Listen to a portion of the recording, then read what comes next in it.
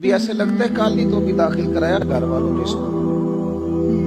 اگلے دن کی بات ہے، دارالعلوم میں داخل ہوئے تھے اور اتنے سال بیت گئے، اتنا وقت گزر گیا۔ ہم عجیب مزاج کے لوگ ہیں، یہ چاہتے ہیں کہ ہمارے بچے بڑے ہو جائیں، یہ نہیں چاہتے کہ ہم بوڑھے ہو جائیں۔ دیکھیں، اگر بچے بڑے ہوں گے تو لازمی نتیجہ ہے کہ ان کے بڑے، لیکن ہم دونوں باتوں میں اپنا مزاج رکھتے ہیں، بچے بھی بڑے چاہیے ہمیں اور ہم خود بھی اپنے آپ کو بوڑھا تسلیم کرنے کو تیار ہے۔ ماشاءاللہ جی میرا بیٹا جوان ہو گیا، تو جناب آپ کیا ہو گئے؟ اب آپ بھی تو بتائیں نا، آپ کہاں پہنچ گئے؟ وہ کیا دور تھا جب کہتے تھے میرے بیٹے کو میرا جوتا پورا آنے لگا ہے۔ جیسے جیسے بچے بڑے ہوتے تھے، والدین کے لہجے میں ٹھہراؤ آتا تھا، ان کی 5 نمازوں کے ساتھ تہجد بھی شروع ہوتی تھی، اشراق اور چاشت بھی شروع ہوتی تھی۔ وہ چاہتے تھے کہ ہمارے بچے ہمیں زیادہ سے زیادہ خیر کرتا دیکھیں، وہ اپنے لفظوں پر، جملوں پر، زبانوں پر، انداز پر کنٹرول کرتے تھے۔ میاں بیوی ایک دوسرے سے کہتے تھے اب لڑنا نہیں ہے، بچے اثر قبول کرتے ہیں، بڑے ہو گئے، اب ہمیں ماحول اور طرح کا بنانا ہے۔ کب آگے نکلیں گے نیکیوں میں؟ کب ہم جدوجہد کریں گے؟ کب ہم یہ والا کام کریں گے کہ نہیں اب مجھے سنور جانا چاہیے، نہیں اب میرے اندر مثبت تبدیلی آنی چاہیے، نہیں اب مزاج میں حلم، بردباری، وقار، وفاداری، یہ چیزیں مجھے پیدا کرنی چاہیے؟ کب بچپنا ختم ہوگا؟ کسی درویش نے کہا تھا نا کہ میں نے 22 سال کے بوڑھے دیکھے اور میں نے 65 سال کے بچے دیکھے۔ کہا جناب کیا مانا؟ کہنے لگے مانا یہ ہے کہ بزرگی سمجھ کے ساتھ ہوتی ہے، عمر کے ساتھ تھوڑی ہوتی ہے۔ وہ تو سمجھ کے ساتھ ہے، جس دور میں سمجھ آ گئی، شعور آ گیا، سمجھ گئے بات کو۔ ورنہ بعض لوگ معذرت کے ساتھ بعض لوگ ساری زندگی سمجھدار ہونے کو تیار ہی نہیں ہیں۔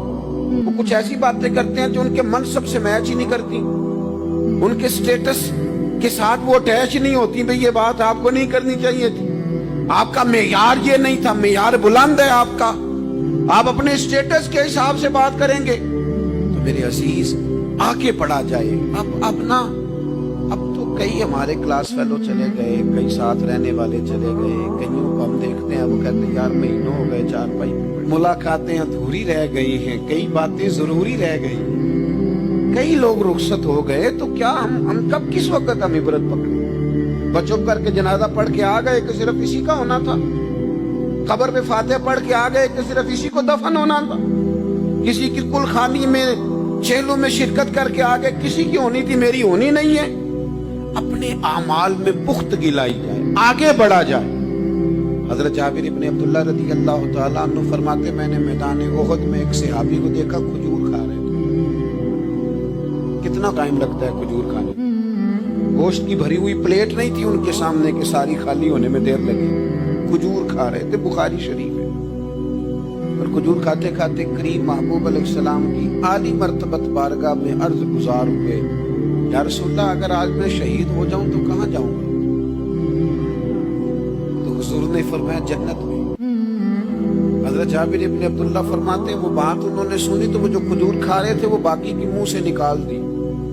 کیا مانا؟ کہیں کھجور کھاتے کھاتے دیر نہ ہو جائے، کہیں دیر نہ ہو جائے۔ وہ کھجور نکال دی اور میدان میں اترے اور وہ لڑے اور انہوں نے جدوجہد کی اور وہ اسلام کا نام لے کر ڈٹ گئے، رسول اللہ صلی اللہ تعالی علیہ وسلم کے پیغام پر کھڑے ہو گئے، اللہ نے انہیں شہادت عطا کر دی۔ انہوں نے کھجور کھانے کا وقت بھی انتظار نہیں کیا کہ کہیں لیٹ نہ ہو جائے۔ کیا مانا ہے؟ کھجور کھانے سے پہلے اللہ نے انہیں جنت عطا فرما دی۔ ہمارا تو جناب وہ میرا پروگرام بن گیا، بس میں حج کر رہا ہوں، پھر اس کے بعد میں نے ولی اللہ ہو جاؤں، بھائی یہ بچوں کی شادی ہو جائے، تھوڑے سے کام ہے، میں پھر مسجد میں ہوں۔ بھائی دلی تو بڑی دور ہے، دلی دور ہے۔ یہ آپ جو باتیں سنا رہے ہیں یہ تو لمبی ساری بات ہے، یہ تو کام شروع کر دینا چاہیے تھا، اس پر تو عمل شروع کر دینا، روکا کس نے؟ آپ بچوں کے بیاہ بھی کریں لیکن ساتھ حضور کی بارگاہ میں درود و سلام بھی پیش کریں۔ آپ ڈیوٹی پہ بھی جائیں، رزق حلال بھی کمائیں، پر اگر رب توفیق دینا تو سویرے اٹھ کے ایک سپارہ قرآن مجید کا تلاوت بھی فرمائیں۔ اپنے آپ کو آراستہ پیراستہ کریں نیکیوں کے ساتھ، جدوجہد کریں۔ اگر اللہ تبارک و تعالیٰ نے رزق حلال دیا ہے، اللہ کی راہ میں خیر کے ساتھ بانٹنا ہے، پھر اس میں جلدی کریں، پھر دیر نہ کریں۔ جوانوں، جس طرح سیر کرنے کا عمر جوانی ہے نا، کھانے پینے کا عمر جوانی ہے،